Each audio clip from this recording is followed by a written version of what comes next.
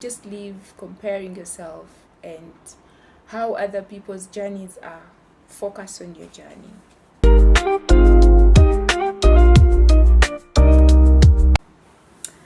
Hi guys, it's Gillian Joy here.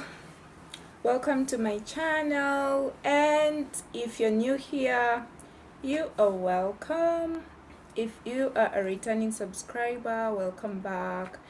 And for those who are new, please hit that subscribe button, like the video, turn on your notification bell so you don't miss on whatever we will be uploading next, especially if you like what I share.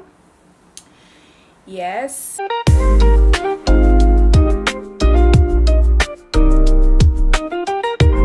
So today I'm gonna talk to you guys how I cope through the long distance marriage. Yes, being married but living in different countries isn't something I ever imagined, but that's the season I'm in right now. After getting married, life didn't physically bring us together, so we entered a season of long distance marriage. So I have a list of, a few things I will be talking to us about. Just a list of the things that I do to help me cope, so it's, makes the weight feel lighter. And yeah. So the first thing is, for me, who is of course a believer, Christian, it's about your faith and your mindset, especially choosing to trust God's timing. And this is quite interesting because, like, when we're having our premarital counseling, they told us how God did not give room for long distance marriage and blah blah blah. And sometimes we're praying about it and we're like, God, this is even what we were told. But yeah, it's like that session of trusting God's timing and choosing gratitude over frustration, especially knowing that it's temporary. Even when it's really hard, we just choose to remember the beauty. Yeah, so when you are a believer, there's a very profound verse in the Bible that says that faith, hope, and love never fail. So it's the faith that carries you through, knowing that it's for a short time, it's not going to be forever, and it's the hope that keeps you going, and of course love that always never fails. So it's about that mindset that you carry and the faith in your heart that all this is temporary and it's not gonna be there forever. Yes.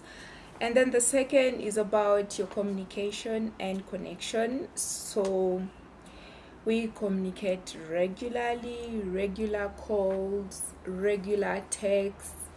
In fact, even video calls would do you justice. But there are times you can't make video calls. You do the audio calls. Let's say one person is driving and you keep the other company during the driving with a call, or you just choose to make time to talk, see each other, see those facial expressions, and it goes a long way. Yeah, the visual part of it really comes in handy.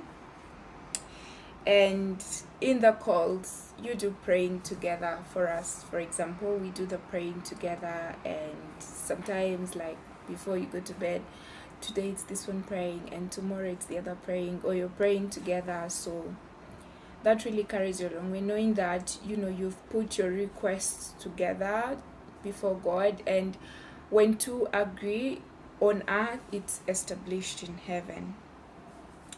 Yes. And then making decisions together even while apart. Yeah, like sometimes you just choose to be like, what will you eat tomorrow? Or what do you think I should eat tomorrow? Like those little things, it makes you feel involved in the other part of in the other person's life, in your partner's life. Like, and of course the major decisions, it's very key that you're making them together.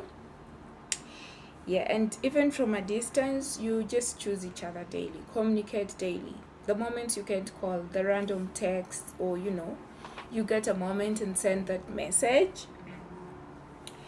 And let's say you have an issue or a misunderstanding, it's best to resolve the conflict on a call, preferably a video call. But if you can do the video call, okay, at least an audio call, because there's a tendency to easily misunderstand things on text. It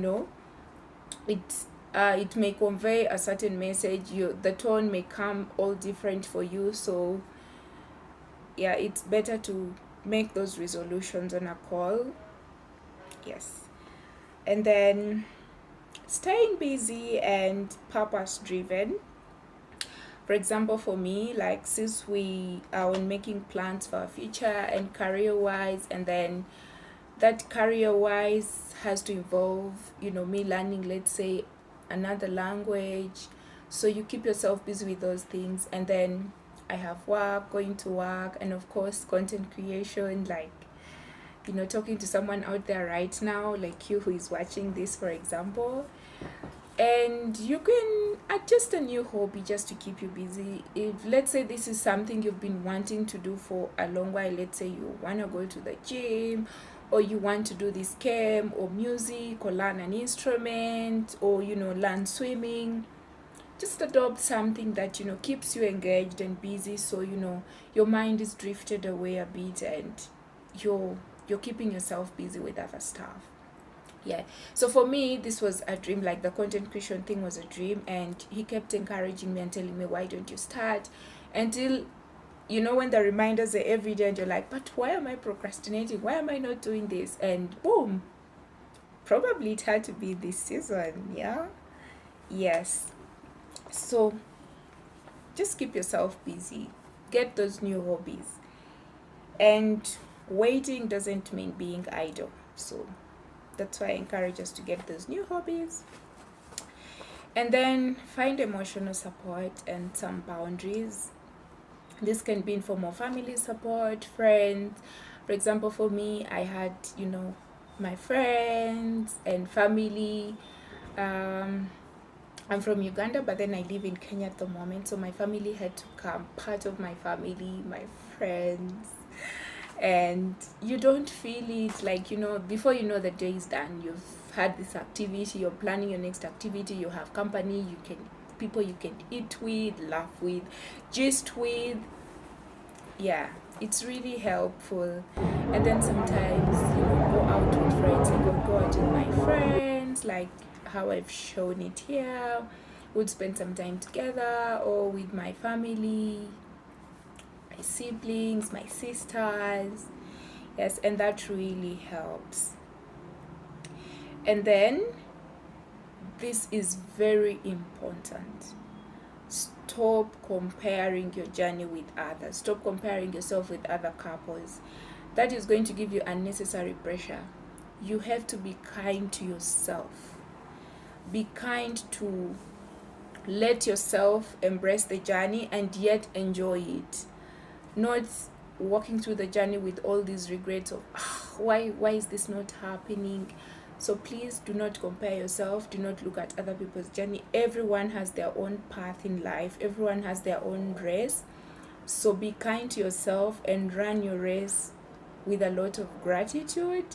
Take the lessons and cope with it. And that's why I'm sharing one of the ways to help you cope with it. So just leave comparing yourself and how other people's journeys are. Focus on your journey. Yes, and then allow yourself to feel but not dwell. So sometimes when you feel like, okay, it's overwhelming, if you're the kind that feels like you want to cry, cry. If you're the kind that feels like you find relief by sharing, you can do that. If you're the kind that feels like you want to go out and reboot, get some fresh air, allow yourself to feel, but don't dwell there. Don't tarry there. Don't let yourself get soaked in it until it consumes you up, because the power of your mind is very strong. The more you tarry in it, the more you get soaked in it, the more you're going to be carried away, and before you know, we are starting to talk about things like depression. And yes, so Allow yourself to feel it, but don't dwell there. And then if music works for you, do that. For me, for example, I do a lot of worship, pray. There's a peace that you just get after prayer. Like, you've carried the weight of your hands. I have thrown it in God's hands and you rest. Yeah, so if it's prayer that works for you, worship that works for you, songs that work for you, if it's playing a sermon or doing something, yeah, you can do that just for the emotional support. And it's not always easy, for sure. Some days you miss your partner deeply, but tell yourself you're growing. And like I said, be kind to yourself. Yes, and if you're in a waiting season, especially let's say in a long distance marriage or relationship, I'm just here to tell you you're not alone, and let's walk this journey together. It's gonna be okay. It's not going to last forever. Everything has an end. It too will come to pass. Okay? Yes, and if this season looks like yours, feel free to share, comment, yeah, subscribe, tell me about you. And sometimes even that writing and echoing it out relieves you a great deal. If maybe you can't write it in the comment section, even though I would appreciate to know that there's someone out there that we're holding hands with, you can journal it down. Or sometimes there's this, I had a friend who used to say that when she's overwhelmed she goes and shouts in the forest, yeah, because she just wants to let it out. So you can let it out, talk to someone, talk to a friend, write it down, even if in a notebook or your phone note, and then you can after delete it. But just having that feeling of, I have released it out, it will help a great deal. And yeah, subscribe and we'll walk this journey together. Thanks for watching. See you in the next one.